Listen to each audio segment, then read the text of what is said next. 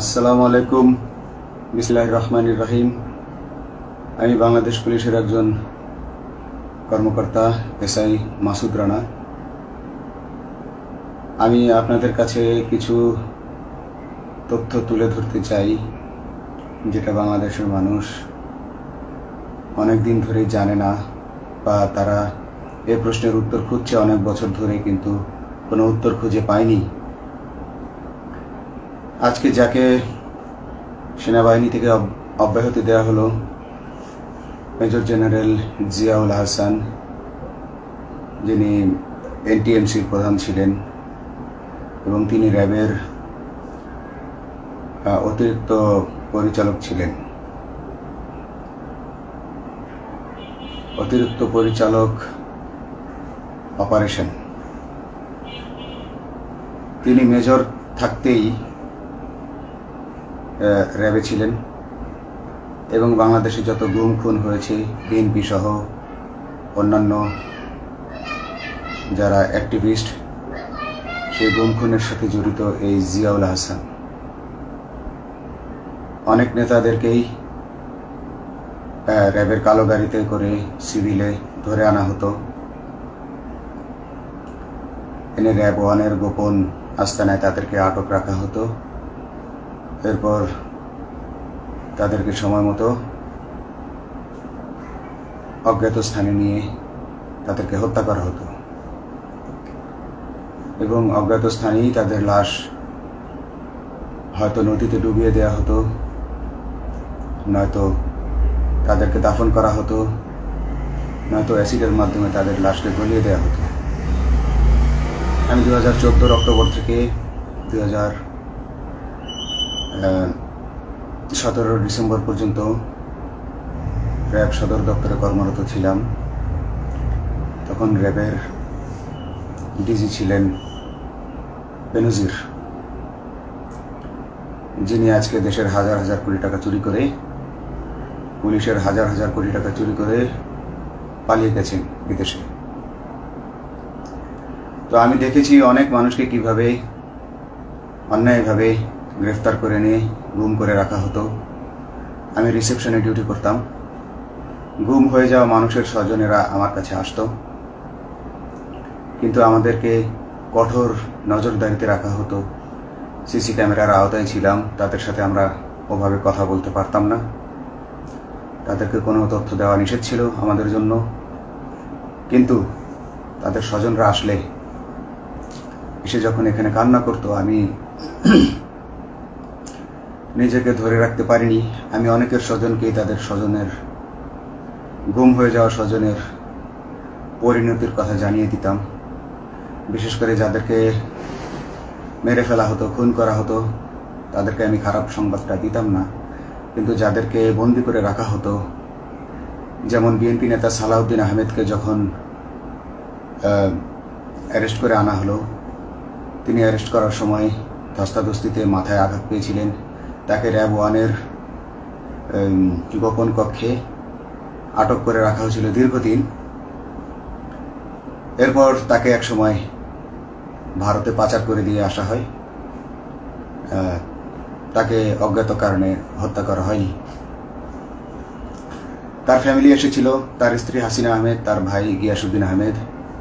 ওনারা আমার কাছে বেশ কয়েকবার এসেছেন। আমি কয়েকদিন ওনাদের এই উদ্বেগ, উৎকণ্ঠা আমার সামনে বসে কান্নাকাটি দেখে আমি থাকতে পারিনি।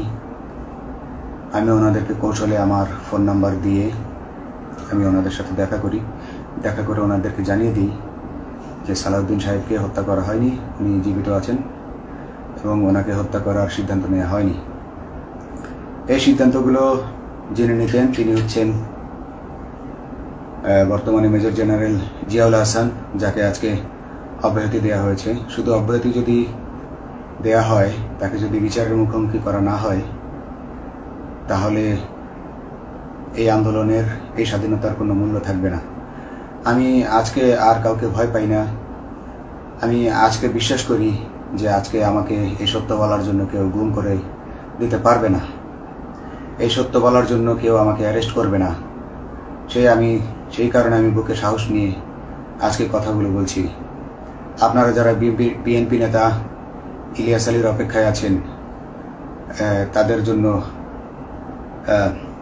দুঃখজনক সংবাদ। তাকে অনেক আগেই হত্যা করা হয়েছে।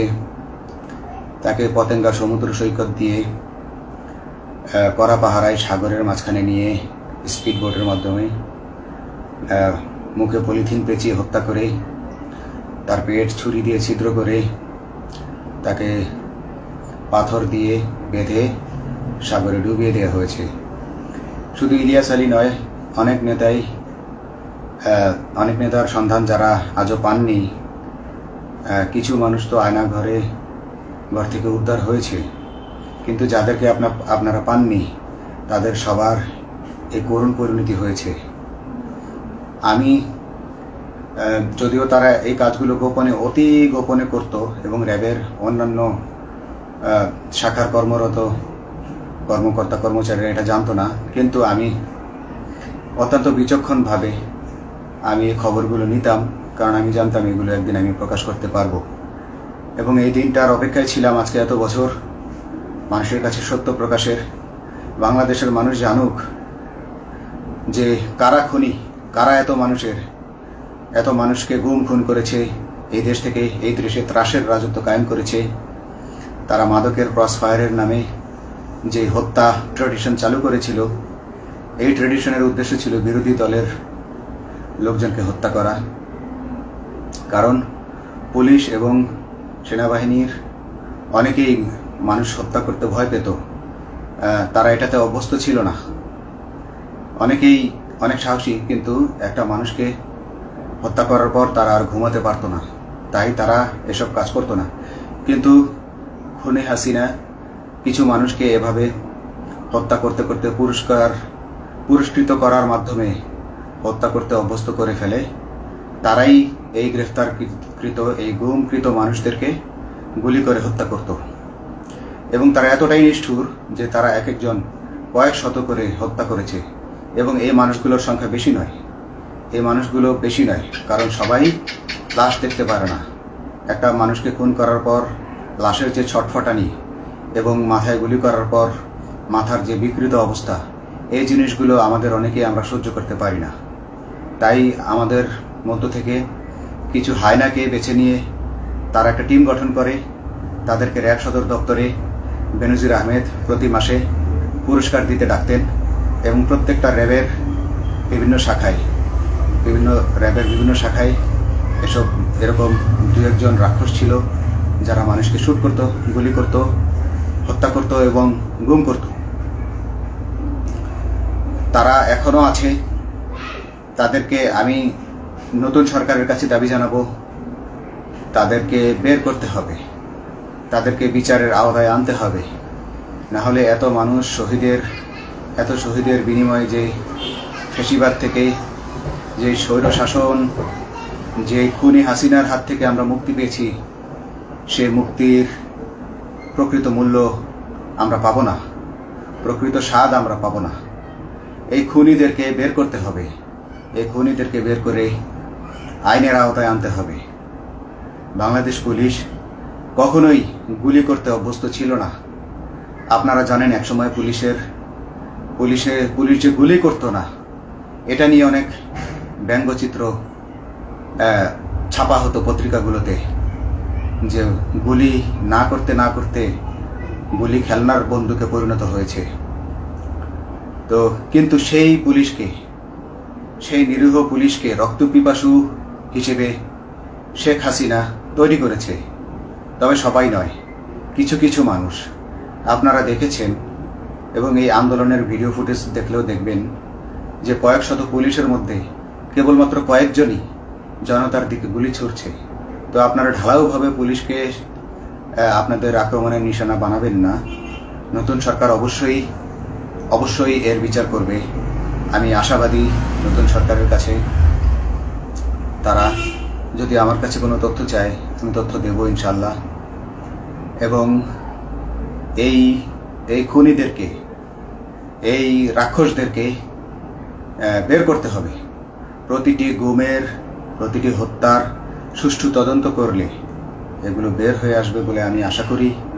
এবং আমি চাই এরা ধরা পড়ুক, এদের বিচার হোক, না হলে এরা যুগে যুগে এই রাক্ষস যুগে যুগে রয়ে যাবে, আমাদের মাঝেই তারা লুকিয়ে থাকবে এবং যুগে যুগেই তারা মানুষের রক্ত পান করেই যাবে। পুলিশ বাহিনী মানুষকে সেবা করবে, এটাই হওয়া উচিত পুলিশের ধর্ম। পুলিশের ধর্ম হবে মানুষ পুলিশের জন্য, পুলিশ মানুষের জন্য। উন্নত রাষ্ট্রের পুলিশ মানুষ যেভাবে পুলিশকে ডাকলেই পুলিশ 5 মিনিটের মধ্যে ছুটে যায়, তাকে সাহায্য করে। আমরা বিভিন্ন ভিডিওতে দেখি যে পুলিশ হাঁসের বাচ্চাকে রাস্তা পার করে দিচ্ছে, একজন অন্ধ মানুষকে রাস্তা পার করে দিচ্ছে। বাংলাদেশের পুলিশ এমনটাই করতে চায়, আমরা এমনটাই করতে চাই, কিন্তু সেই পরিস্থিতিতে আমাদেরকে রাখা হয়নি। আমাদেরকে রাখা হয়েছে দৌড়ের উপর, আমাদেরকে রাখা হয়েছে বিভিন্ন অন্যায় কাজের উপর, বিভিন্ন অন্যায় আদেশের উপর। কেউ যারা মেনেছে তারা ভালো ভালো জায়গায় পোস্টিং নিয়ে থেকেছে, যারা মানেনি তাদেরকে খারাপ খারাপ জায়গায় পোস্টিং দেওয়া হয়েছে, কারো চাকরি হয়ে হারিয়েছে, কাউকে সাসপেন্ড করে রাখা হয়েছে। আমি নিজেও একজন এমন বৈষম্যের শিকার, অন্যায় মিথ্যা মামলার শিকার হয়ে আমি নিজেও বর্তমানে সাসপেনশন অবস্থায় আছি এবং এই সাসপেনশন অবস্থায় থেকে আমি আল্লাহর কাছে শুকরিয়া জানাই, কারণ এই সাসপেনশন থাকার কারণে আমি ছাত্র জনতার আন্দোলনের সাথে সংযুক্ত হতে পেরেছি। আমি সবসময় আল্লাহর কাছে দোয়া করেছি যে আল্লাহ, তুমি আমাকে মুজাহিদ হিসেবে কবুল করো, আমাকে জিহাদ করার তৌফিক দান করো এবং আমাকে শহীদী মৃত্যু দান করো। এবং আল্লাহ আমার দোয়া কবুল করেছেন। আমি ছাত্র জনতার সাথে এই জিহাদে অংশগ্রহণ করেছি, ছাত্র জনতা সফল হয়েছে। আমি গর্বিত আমি এই আন্দোলনে একজন পুলিশ অফিসার হয়েও আমি অংশগ্রহণ করতে পেরেছি। তো যাই হোক, আমি চাইব যে বাংলাদেশ পুলিশের, র্যাবের যে সকল কর্মকর্তা অগণিত মানুষের গুম খুনের সাথে জড়িত ছিল তাদেরকে ধরা হোক, তাদেরকে আইনের আওতায় আনা হোক। আমাদের মতো অনেক অফিসার আছি যারা এসব কুকর্মের সাক্ষী, আমরা সাক্ষ্য দেব। আমরা এখন আর ভয় পাই না। আমরা আসলে যে ভয় পেয়েছি তা নয়, আমাদের বাহিনীতে টিকে থাকাটা জরুরি ছিল। জনগণের স্বার্থেই আমাদের বাহিনীতে থাকা জরুরি ছিল, কারণ আমরা যদি বাহিনী থেকে আউট হয়ে যেতাম তাহলে এসব তথ্য আমরা জানতে পারতাম না এবং জনতার কাছে পৌঁছাতে পারতাম না। জনতার কথা বলতে হলে, জনতার সাথে থাকতে হলে আমি পজিশনেও থাকতে হবে। এই জন্য অনেক কিছুই প্রকাশ করিনি, কারণ আপনারা ভালো মতোই জানেন যে অনেক সেনাবাহিনীর মেজরকেও গুম করে দেওয়া হয়েছে যারা মুখ খুলেছে। আমি তো একজন সামান্য সাব ইন্সপেক্টর, আমাকে গুম করে দেওয়া তাদের 1 সেকেন্ডের ব্যাপার ছিল। তো আমি এখন বিশ্বাস করি যে এখন সেই দিন, সেই কালো মেঘ সরে গেছে আকাশ থেকে, আকাশ মুক্ত হয়েছে, এই দেশ জালিমের শাসন থেকে মুক্ত হয়েছে। আল্লাহ তাআলা আমাদের উপর রহমত বর্ষণ করেছে। অগণিত মুসলিমের দোয়া আল্লাহ তাআলা কবুল করেছেন, অগণিত 18 কোটি মানুষের দোয়া আল্লাহ কবুল করেছেন। নইলে এইভাবে হঠাৎ করে 15 দিনের মধ্যে 15 বছর ধরে গড়ে ওঠা রাক্ষসের পতন ঘটা আল্লাহর রহমত ছাড়া, আল্লাহর রহমত ছাড়া এটা কখনোই সম্ভব হতো না। আমি আল্লাহর উপর ভরসা রেখে বলছি, আপনারা নতুন প্রশাসনকে ঢেলে সাজান, পুলিশ বাহিনীকে ঢেলে সাজান। এই সিস্টেমের মধ্যেই, পুলিশের এই সিস্টেমের মধ্যেই গণ্ডগোল আছে, নিয়োগের মধ্যে গণ্ডগোল আছে। আপনারা এই সিস্টেমগুলো পরিবর্তন করুন, আপনারা এই সিস্টেম পরিবর্তনে সাহায্য করুন এবং পুলিশ ডিপার্টমেন্টে যত ডিপার্টমেন্টাল পরীক্ষা আছে এগুলো তুলে দেন। এই ডিপার্টমেন্টাল পরীক্ষাগুলোর মাধ্যমে আমাদের ঊর্ধ্বতনরা আমাদের গলা সবসময় চিপে ধরে রাখে, ঠিক আছে? সেজন্য আমরা তাদের কাছে সবসময় আটকা থাকি। এজন্য আমরা অনেক কিছু বলতে পারি না, অন্যায়ের প্রতিবাদ করতে পারি না। তো এই সিস্টেম পরিবর্তন জরুরি। ডিপার্টমেন্টে কোনো পরীক্ষা থাকা যাবে না। কনস্টেবল হতে যারা একটা নির্দিষ্ট সময় পর তার বিভিন্ন কোর্স করানোর মাধ্যমে তার প্রমোশন হতে হবে। সাব ইন্সপেক্টরে ভর্তি হয়ে 5 বছর পর ইন্সপেক্টর হিসেবে পদোন্নতি পাবে, তার 5 বছর পর সহকারী পুলিশ সুপার হিসেবে পদোন্নতি পাবে। এভাবে আইন পরিবর্তন করতে হবে।